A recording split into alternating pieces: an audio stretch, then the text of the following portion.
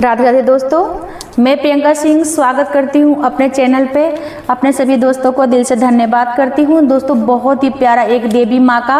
पारंपरिक पचरा गीत सुना रही हूं, जो बहुत ही प्यारा गीत है। सुनिएगा, बहुत ही मनमोहक गीत है। अगर वीडियो अच्छे लगे तो वीडियो को ज़्यादा से ज़्यादा शेयर कीजिएगा। प्रेम से बोलो जय माता दी। मोर पीछू मारावा आमावा के बगिया हो कियारी यारी ना, मोरे पीछू वारेवा आमावा के बगिया हो कियारी यारी ना, ओही नीमिया के डरिया हो कियारी यारी ना, मैया नीमिया के डरिया हो कियारी यारी ना, मोरे पीछे वारे वा आमावा के बगिया हो कि आरी यारी ना, मैया नीमिया के पेड़वा है कियारी यारी ना, मैया नीमिया के पेड़वा है कियारी यारी ना, अमेवा के डरिया बैठी बोला ली कोयलिया हो कि जागा मैया ना, अमेवा के डारी बैठी बोला ली कोयलिया हो कि जागा मैया ना, कि भैले भोरावा सबेरवा हो कि जागा मैया ना, अमेवा के डारी बैठी बोला ली कोयलिया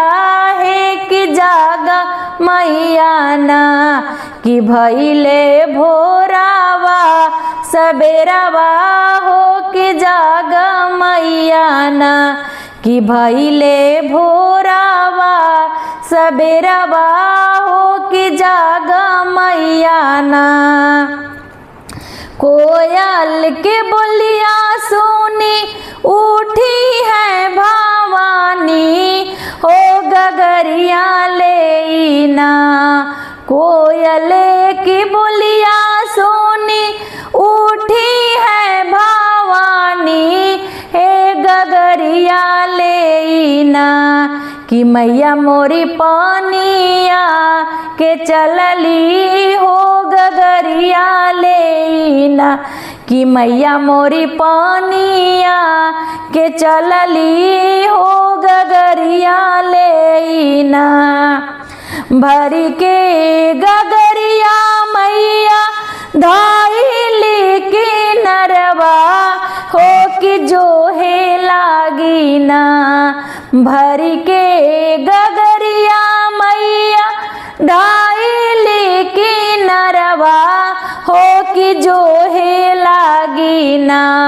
मैया मालिया के रहिया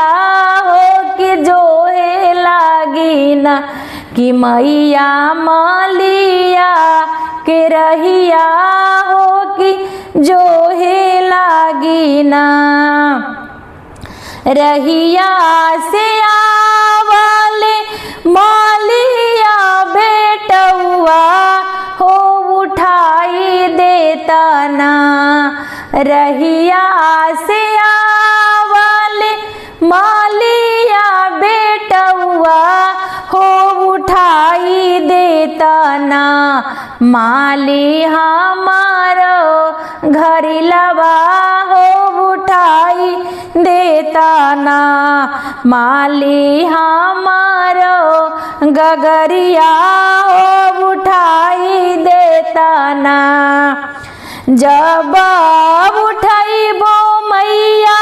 तोहरी गगरिया